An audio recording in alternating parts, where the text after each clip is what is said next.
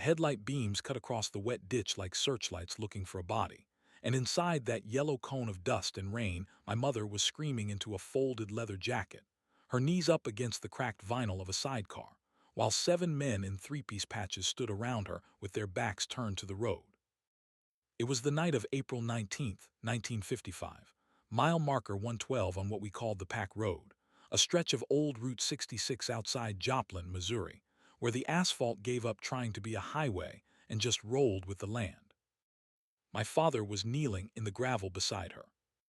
He had taken off his original colors, folded them once, and slid them under her hips because there were no blankets, no towels, no time to ride into town for a doctor. The Chapter brothers had pulled their bikes nose to tail in a half-moon around the sidecar, engines idling low so the heat from those panheads would keep her warm, and they kept their eyes on the dark fields beyond the shoulder because that was the rule when a woman was bleeding in the middle of a club run. Nobody looked. Nobody spoke. They just stood there with their hands on their belts and listened to her breathing and to the rain hissing on the hot pipes. And somewhere between two thunderclaps and a long, low howl from my father that I have heard recordings of and still cannot listen to all the way through, I came out of her into the hands of a man named Styx Delaney, a Korea veteran who had delivered 3 calves on his uncle's farm and exactly 0 human beings. He held me up by the ankles like I was a fish, slapped my back twice, and when I cried he said, loud enough for every man in that circle to hear, "Boys, we got another road dog. That is how I got here." That is the first sentence of my life, told to me 1,000 times around 1,000 campfires. And I am telling it to you now because tomorrow morning I am riding back to mile marker 112 with my father in a wooden box bolted into that same sidecar. And I need somebody to know the whole story before the engine starts. Stay with me on this one. My name is Roy Delaney Coker. I am 70 years old. I was born on a pack road, and I have spent every year since trying to figure out what that means. The men in that half-moon around my mother were the founding members of a chapter I am not going to name on a public recording, because some of them still have grandchildren who do not need the heat, and the three-piece patch they wore that night still rides today. My father was the chapter founder. His road name was Bear Coker. His given name was Ilias. He was born in 1928 in a coal camp in eastern Kentucky, walked out at 15 with a canvas bag and a folding knife, lied his way into the Navy at 16, came home from the Pacific in 46 with a back full of shrapnel. He bought his first Harley, a 47 knucklehead, with mustering out pay and a loan from a Tulsa bartender who died in a bar fight 3 weeks later. He started the chapter in 1951 with 6 other men, most of them combat veterans, all of them allergic to ceilings. The patch they designed was simple. A top rocker with the club name. A centerpiece with a skull wearing a leather cap, the kind pilots wore in the war. A bottom rocker that named the territory. 3 pieces. Original colors. The same colors my father pulled off his back on the night I was born and slid under my mother's hips. My mother's name was Loretta Mee Coker, born Loretta Mee Whitfield in a sharecropper's cabin outside Texarkana in 1931. She met my father at a roadhouse in Fort Smith in 1953. She was working tables and singing on Saturdays for tip money. Bear walked in with road dust on his teeth, ordered a whiskey, and when she set it down he looked up at her and said, "Ma'am, I have been riding 2 days to find a woman who looks exactly like you, and I would like to apologize in advance for the next 40 years." She laughed in his face. She married him 11 weeks later in a courthouse in Muskogee with 2 chapter brothers as witnesses, both still in their riding leathers. She rode sidecar from that day forward. She was 8 months and 3 weeks pregnant on the run that brought me into the world, because my father had promised her a proper bed in a proper motel in Springfield by sundown, and the weather had other ideas, and so did I. She used to say I was born impatient, and I have spent 70 years failing to prove her wrong. Now I want to tell you about the Pack Road itself, because if you have not ridden one, you will not understand what it means to bury a man on one. A Pack Road is not a route on a map. It is a relationship between an engine, a piece of asphalt, and a group of men who have agreed, without ever signing anything, to live and die in formation. The pack road my father rode for 54 years ran from Joplin, Missouri, west through Tulsa, Oklahoma City, across the Texas Panhandle, into Tucumcari, Santa Rosa, and finally Albuquerque, where the chapter had a clubhouse above an auto parts store from 58 to 83.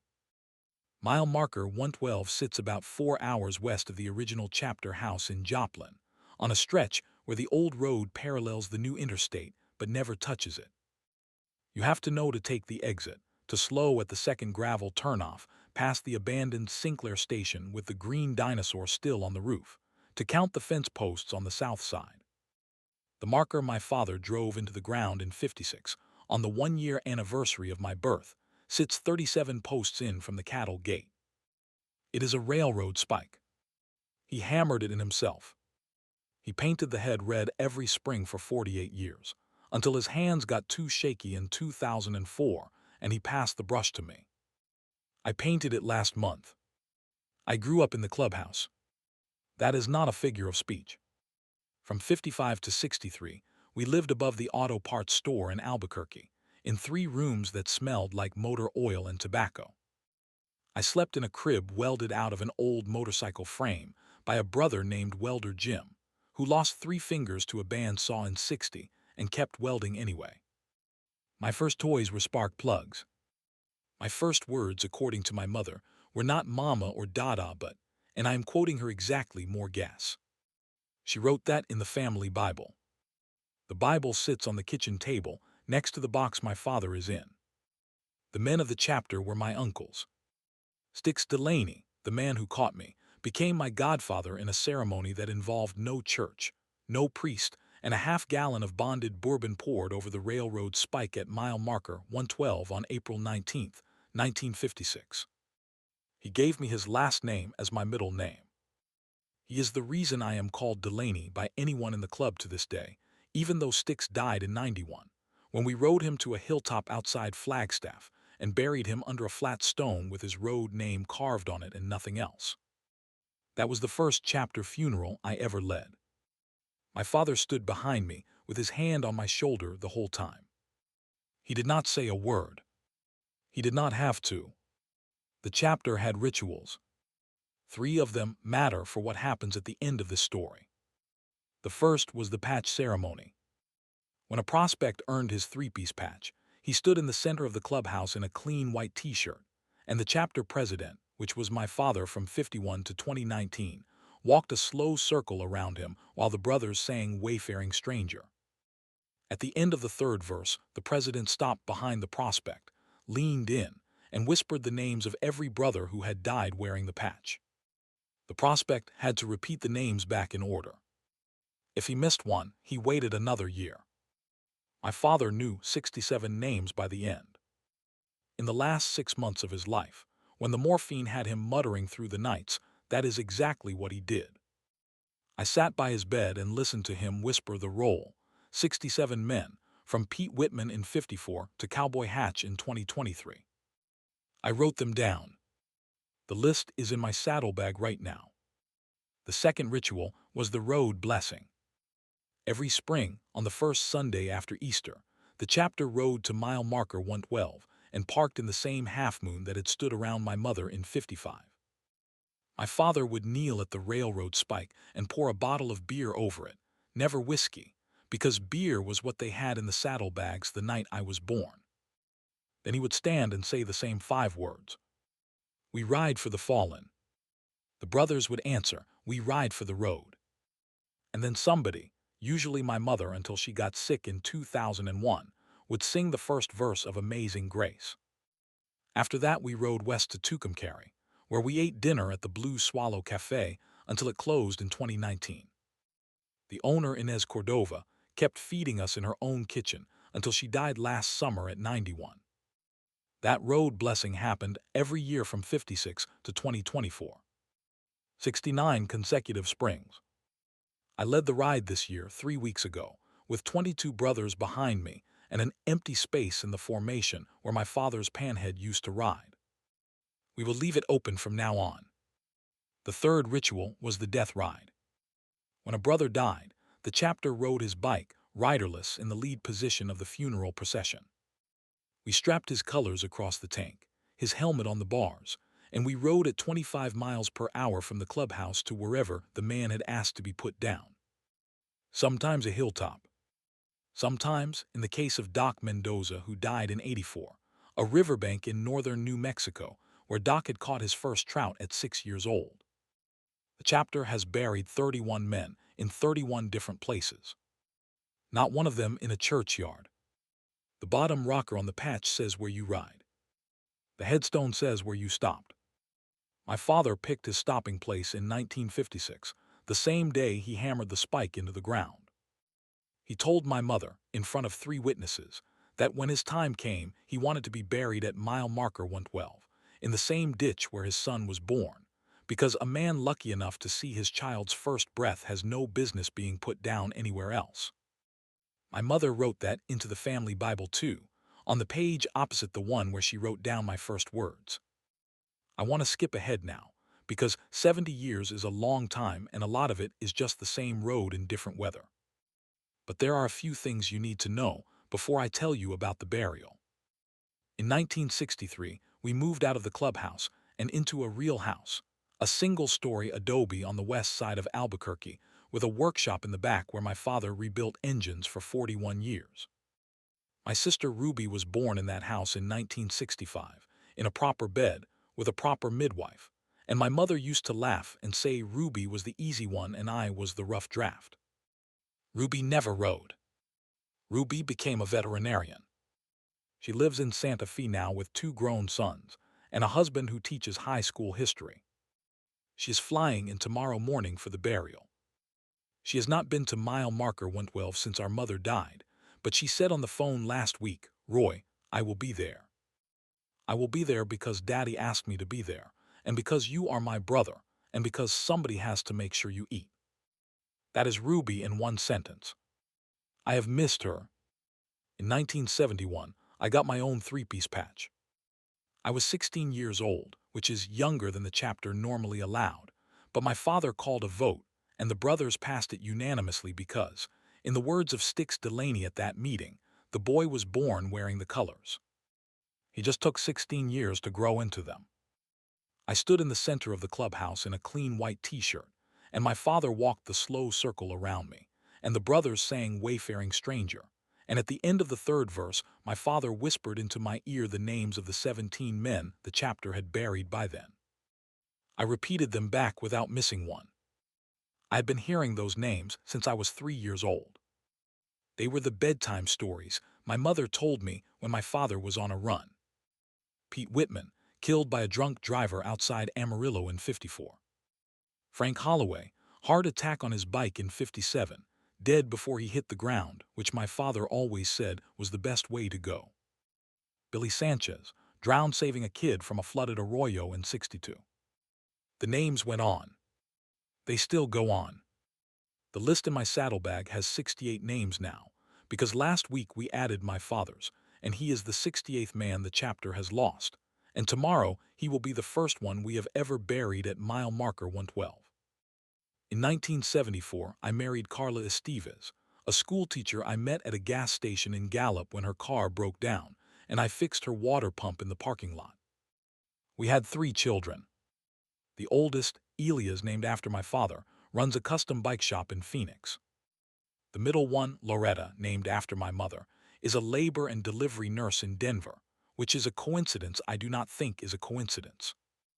The youngest, Styx, named after my godfather, rides with the chapter. He will lead the procession tomorrow on his grandfather's panhead, riderless, colors strapped across the tank. He has been rebuilding that engine for 6 months in preparation. He told me last week he wanted to make sure his grandfather got one more clean ride before the road let him go. I had to walk out of the room. I sat on the back step and cried for 20 minutes, then came back inside and told him thank you, and we did not speak about it again. Carla died in 2017, lung cancer, 8 months from diagnosis to the end. She is buried on a hill outside Albuquerque. I visit her every Sunday morning. I take coffee in a thermos and I sit on the bench her brother built, and I tell her what the chapter is doing, and I tell her that I am still riding, because if I stop riding I will stop breathing. I told her on Sunday morning that I was burying my father this week.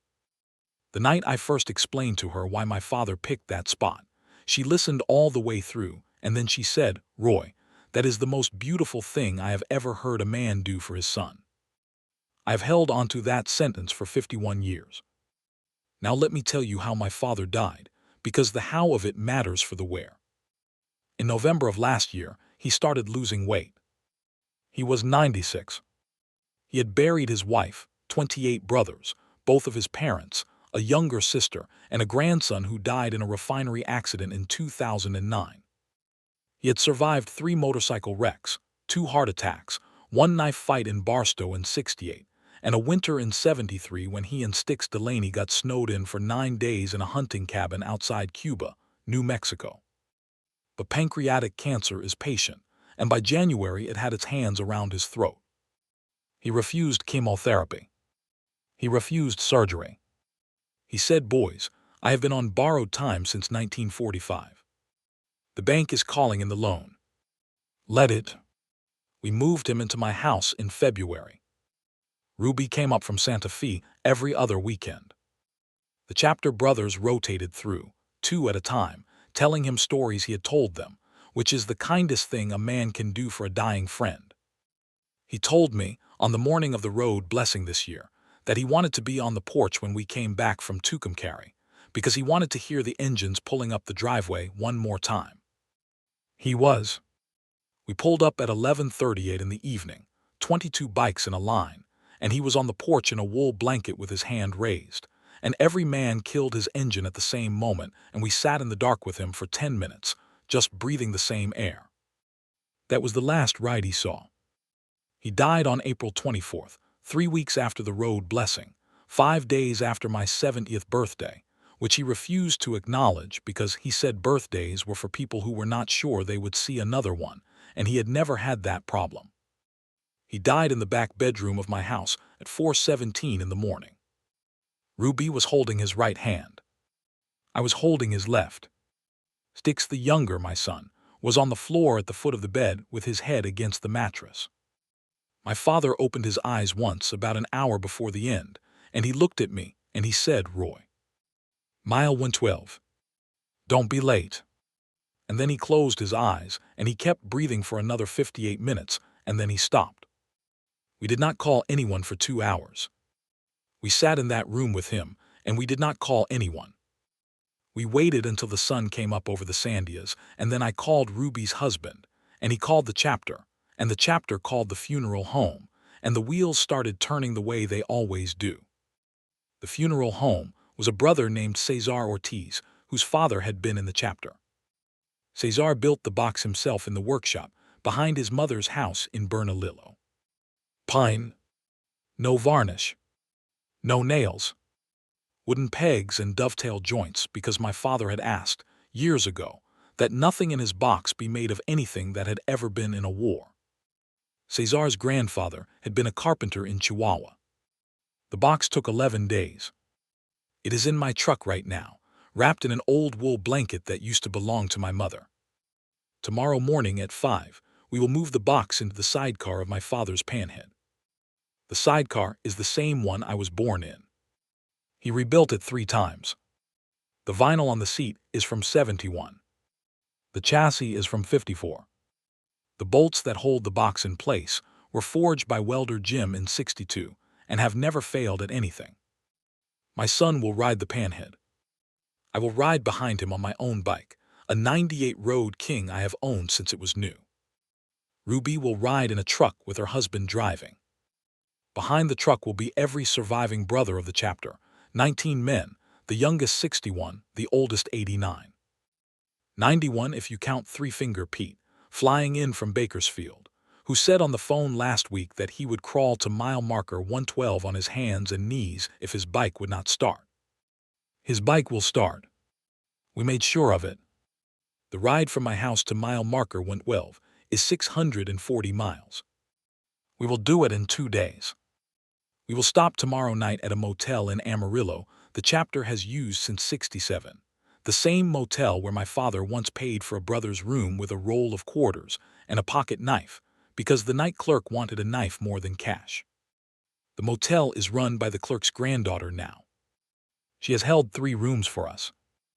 On the second morning, we will ride east through the Texas Panhandle into Oklahoma, and we will pull up at mile marker 112 at 4:17 in the afternoon, exactly 70 years to the day from the moment of my birth, because tomorrow is April 19th, 2025. Some people would call that a coincidence. I would call it a man finishing a sentence he started a long time ago. The hole is already dug. A brother named Tomas Reyna, whose family has owned the field on the south side of mile marker 112 since 1922, took a backhoe out there yesterday and dug the grave himself. The chapter has a handshake with his grandfather that goes back to 56, honored by 3 generations of Reynas. The grave is 6 feet deep, exactly 12 feet from the railroad spike, in line with the 3rd fence post past the cattle gate. Tomas called me last night to confirm. He said the weather report is for clear skies with a light wind out of the southwest, which is the same wind that was blowing the night I was born, because my mother always said the rain came in from the southwest that night, and so did the labor pains. When we get to the marker tomorrow, we will form the half moon. 19 bikes around the spike, nose to tail, engines idling. My son will pull the panhead in last and park it at the head of the grave, facing west, because my father always said a man should be buried facing the next ride. 4 pallbearers will lift the box out of the sidecar, all of them men who learned to walk in my father's clubhouse. We will lower the box using ropes my mother braided in 1968 for exactly this purpose, ropes that sat in a cedar chest at the foot of my father's bed for 57 years, until I took them out last night and oiled them. I will read the list at the graveside. 68 names in the order they fell, from Pete Whitman in 54 to my father in 2025. The brothers will answer each name with the same word. Present. Not amen. Not gone. Present. Because in the chapter, we do not believe a man is dead, as long as somebody is still saying his name on a road he used to ride. My father will be present at mile marker 112 forever, because I will ride there every spring, and so will my son, and so will my son's son who is 4 years old and already has a leather vest with a small patch that says future brother. After the names, I will pour a bottle of beer over the spike, the same brand my father poured every spring for 69 years. I will say the 5 words. We ride for the fallen. The brothers will answer. We ride for the road. Ruby will sing the first verse of Amazing Grace, because she has my mother's voice, and because she promised our father last winter that she would sing for him at the end. Then we will fill the hole. Every man with a shovel. The shovels are in the truck. The same shovels we used to bury my mother in 2012, the same shovels we used to bury Styx Delaney in 91, the same shovels the chapter has used for 31 funerals across 7 decades. Wooden handles. Iron heads. Worn smooth by hands that no longer exist. We will tamp the dirt and set a flat stone at the head of the grave, 12 feet from the spike, with my father's road name carved on it, Bear, and the year of his first ride, 1946, and the year of his last, 2025. Cesar Ortiz carved it last week. The stone weighs 420 pounds. It will take 6 men to set it. And then we will ride west to Tucumcari, because that is the road blessing route, and because my father would not want us to stop just because he stopped. We will eat dinner at the house of Inez Cordova's daughter, who has cooked for the chapter every spring of her life. We will sleep in Tucumcari. We will ride home to Albuquerque the next morning. And then I will be the chapter president, because I was voted in last fall when my father stepped down, responsible for 68 names and 1 bottom rocker and 1 stretch of Pack Road, world without end, until somebody else's son is ready to do it for me. My son is ready. But he will wait a few years out of respect, because that is how it has always worked. There is one more piece I have not told anyone outside the chapter, and I am going to tell it now. In the summer of 1978, when I was 23, I left the chapter.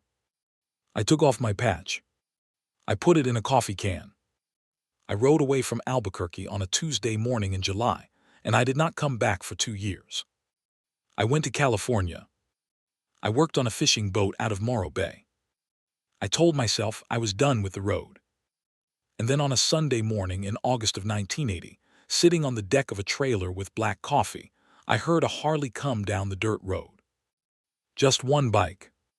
My father walked up the steps without a word, sat in the other chair, took the coffee out of my hand, drank half, handed it back, and said, "Son, the road did not stop running while you were gone." He stayed 3 days. He never asked me to come home. A week after he rode east, I followed him. The coffee can was on the kitchen table in his house when I walked in, with a note that said, "Welcome back, Road Dog." He never spoke of those 2 years again. Neither did I. But tomorrow, when we lower him into the dirt at mile marker 112, that is the moment I am going to be thinking about. A man who let his son leave, and let his son come back, and never made his son explain either one. That is the kind of father he was. I am sitting at my kitchen table right now. It is 1:54 in the morning. The box is on the floor next to me. The Bible is open to the page where my mother wrote down my first words. The list of names is in my saddlebag. The ropes are oiled. The shovels are loaded. The panhead is in the workshop with a full tank of gas and a fresh oil change, and a color-strapped tank cover that my son sewed himself out of an old set of my father's leathers. The weather report still says clear, with a light wind out of the southwest. My alarm is set for 4:30. The kickstands go up at 5. Mile marker 112 at 4:17 tomorrow afternoon. Don't be late. He said don't be late. I will not be late.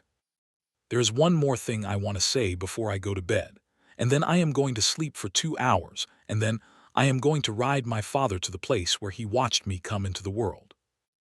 I want to say this to whoever is listening, whoever finds their way to this recording, whoever has ever wondered what a pack road is, or what a three-piece patch means, or why a bunch of old men in leather vests would ride 640 miles to bury one of their own in a ditch on the side of a road that almost nobody uses anymore. A pack road is a promise. The patch is the proof. The ride is the prayer. The brothers are the church. And the dirt at mile marker 112, the dirt my mother bled into in 1955, the dirt my father painted with red paint every spring for 48 years, the dirt that is going to swallow him tomorrow afternoon at 4:17, that dirt is the altar. And I am the only person alive who was born on it. And tomorrow I am going to put my father back into it. And then I am going to get on my bike and I am going to ride west, because that is what he taught me to do, and that is what he is still teaching me to do, and that is what I am going to keep doing until somebody else has to read my name off a list at the side of a road and answer for me. Present, present, present. The engines start at 5. Mile marker 112, April 19th, 2025. 70 years to the day. Bear Coker is going home. And his son, the road dog Styx Delaney, pulled out of a sidecar in the rain, is taking him there. Stay on the road, brothers. Stay on the road.